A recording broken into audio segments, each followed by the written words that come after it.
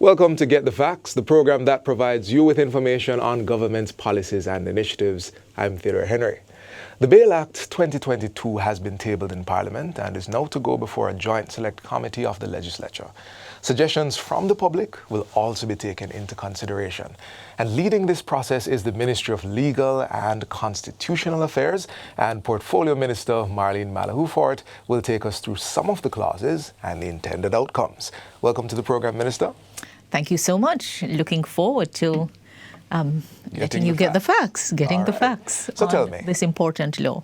well, let's start right here. What are some of the gray areas? Well, let's start. A new bill has been tabled. We have an existing Bail Act over 20 years old, and the bill is before a joint select committee of the Parliament. Right. And we are in the stage where we have invited members of the public to make comments, and we're also using the opportunity to highlight the new features of the bill. Well, tell me about some of these new features.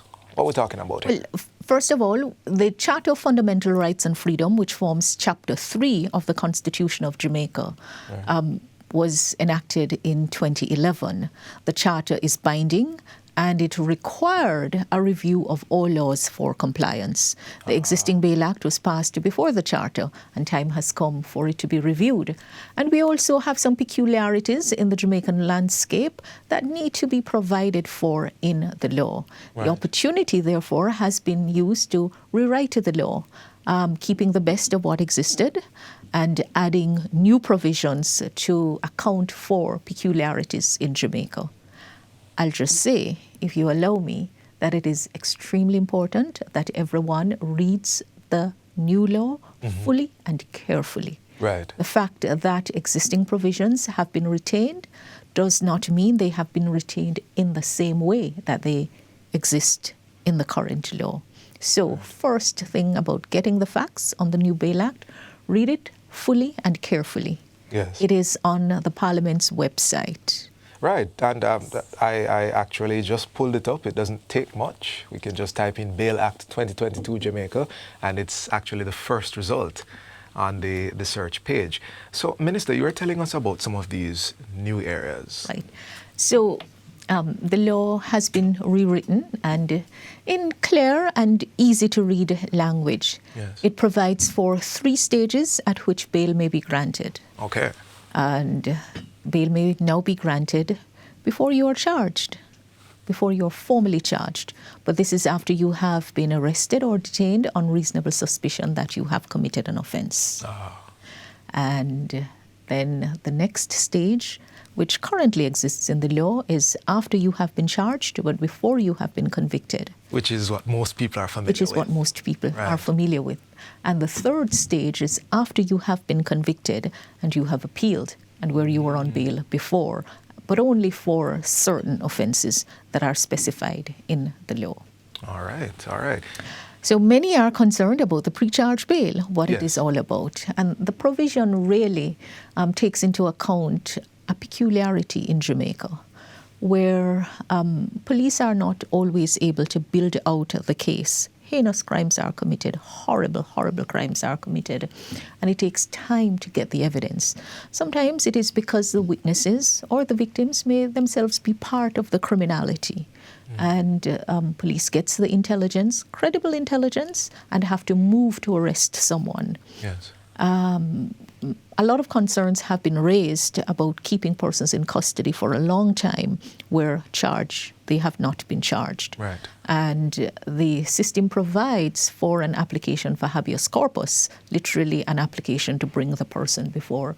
So looking on the constitutional framework and the problem that exists in order to strike a balance to ensure that police can get the time that is required to build out a case, Right. but not to have persons languishing in custody while that is happening.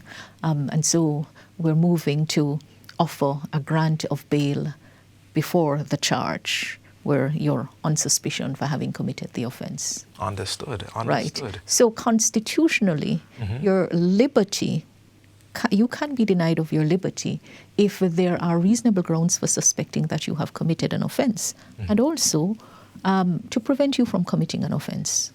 So the question arises as to what happens to someone who has been deprived of his or her liberty on reasonable grounds that he or she has committed an offence. You do not move from suspicion or charge to trial. There are a number of steps in between. And we're looking at what is happening between that arrest or detention and trial within a reasonable time. And as you have said, it's a balance between the individual's rights and the needs of the Absolutely, because enforcer. Offences must be investigated. Right. And unfortunately, many are unwilling sometimes to give the evidence in a timely way. It is no secret that we have a culture of inform of the dead. People are put under fear, witnesses are threatened, some are even killed. Some are wiped out. Their houses are firebombed in acts of arson. Really horrible, horrible examples exist in Jamaica. Yes. But police must still investigate and hold perpetrators, bring them in, charge them, and let they stand their trial. Understood. Right. No, I'm sure, as we've discussed, pre-charge bail, I'm sure that persons might wonder, what happens to those who are already on bail? This thing is going now to the legislature. People are commenting on it. When it passes, what happens to those already? Existing grants or denial of bail will be brought over under the new law. Right. So if you were on bail before, it doesn't mean that your bail is going to be revoked. But the law strikes an appropriate balance. It provides for a review. So bail may be granted outside of court and in court. The new law speaks to a deciding official and clarifies who may grant bail, who is the person. So the police may grant bail, a justice of the peace, and when the JP or the police grants bail, that's usually out of court bail. And then you have the judges, a judge of the parish court, judge of the Supreme Court, and even a judge of appeal who may grant bail. All right. And bail is granted to a defendant. Yes. And the law defines the defendant as a person who has been charged or convicted, or the person who has been arrested or detained for an offence. And that then, I noticed... That is where the pre-charge comes in. Right, because based on the list you just gave, I noticed it covers the entire gamut of possible bail. Right. Yes. All right. And that makes it clear. It does. When one reads the law. It does, which I am sure our guests who are watching us Get the Facts today will read this law. It's easily accessible, and the minister has said it is very important because your voice actually can impact this. The conversation with Minister of Legal and Constitutional Affairs, Marlene Malahoo Fort, continues on the other side of this break. Please stay with us.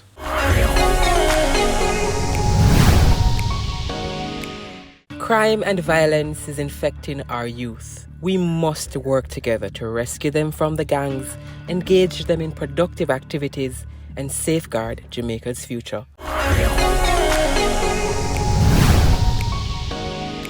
Welcome back to Get the Facts. We are discussing measures being taken to strengthen our laws with special focus on the Bail Act. Still in studio is Minister of Legal and Constitutional Affairs, Marlene Malahoo Fort. Minister, we were talking about pre-charge bail. Right. And I know there are a few more details. Well, just to say that a person may be placed on pre-charge bail up to a period of 6 months to enable the police to complete their investigation. All defendants are given a right of appeal. They may apply to the court to have the matter considered and any condition imposed. And that's one way of striking a balance. Right. And the court will take into consideration the grounds on which the police says they have reason to believe that the person has committed an offence.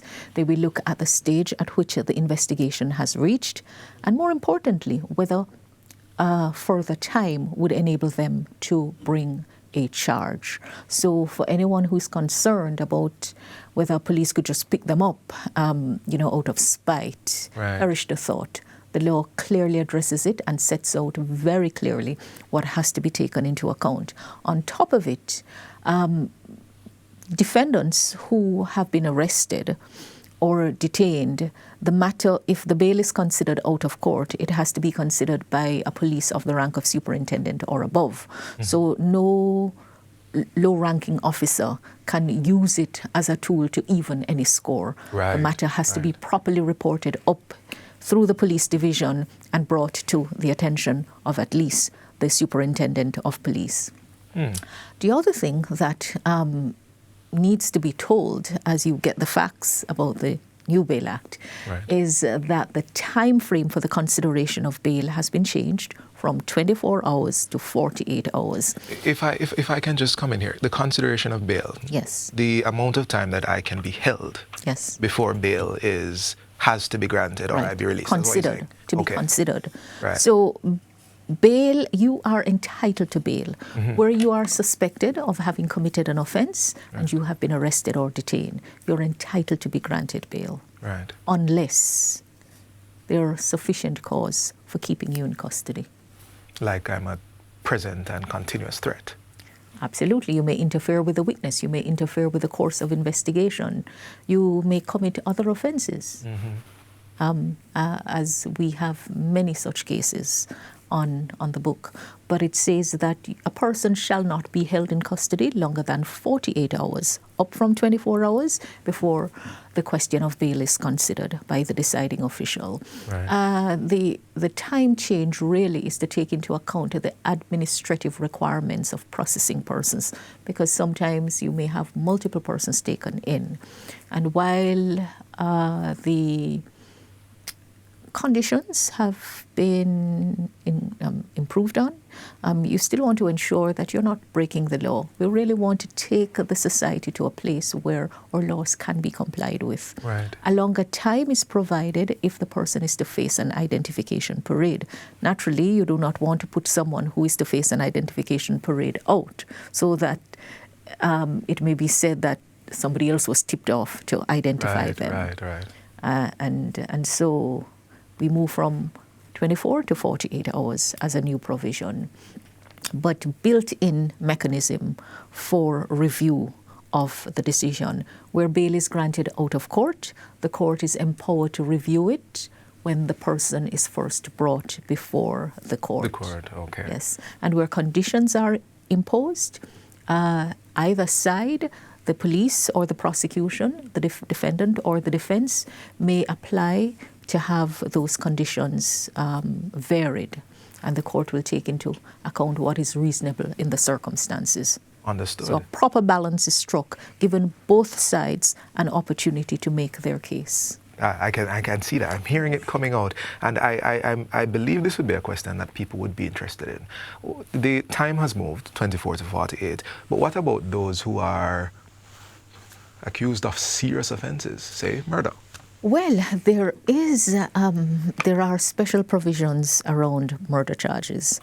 So the sentence for murder is life imprisonment if it's non-capital murder, and the death penalty if it is capital murder, though we have not executed anyone in a long time. Right. But I want to draw special attention to the provision which speaks to what should happen if you are charged with the offense of murder. First of all, if self-defense does not arise, then it's likely, and the strength of the case is such that a conviction is more likely than not, you're going to be staying in custody. No bail granted. No. Then if the murder is committed in circumstances which amount to capital murder. So recently, for example, I think there was the quintuple murder over in Clarendon. Right. The young man, not now recalling his name, Yes. he was sentenced recently. So in those circumstances, you kill one, you kill two, you kill three, you kill four. The law, the Offences Against the Persons Act, sets out murder committed in certain circumstances. Well, if you are before the court in any of those circumstances that would amount to capital murder, you're not going to get bail. You shouldn't get bail at all. And then, if you commit murder where a ZOSO has been declared, a zone of special operation, or if a state of emergency, the area is under a state of emergency, and also if the police are using any of their special policing powers and the area is under cordon, just imagine the level of brazenness that it shows. If the police are out in high number and you choose to commit, then the police are also at risk. Right. Okay, so these considerations. And at the end of the day, if found guilty, you're not going to be fined. You are going to be imprisoned. Understood. And then there are provisions in relation to the use of a firearm that has been unlawfully obtained. So we have tied in the new firearms law, because the new firearms law has provisions which prohibit certain weapons. Right. It may permit and regulate possession in certain circumstances. So if you have a gun that has not gone through the system at all, chances are you ain't going to get bail. So, Minister, all these things are laid out in the Act. More. And more. Time does not allow to go through everything. That's so why true. you have to go and read and get the facts for yourself. Very true. And we're happy to answer any question that you have. You can always send them into the Parliament while we're on the review. That is good to hear. We do not have enough time, but we have gotten the main facts, and our guest has been Minister of Legal and Constitutional Affairs, Marlene Malahoo Fort. Thank you for watching. Until next time, I'm Theodore Henry. Take good care.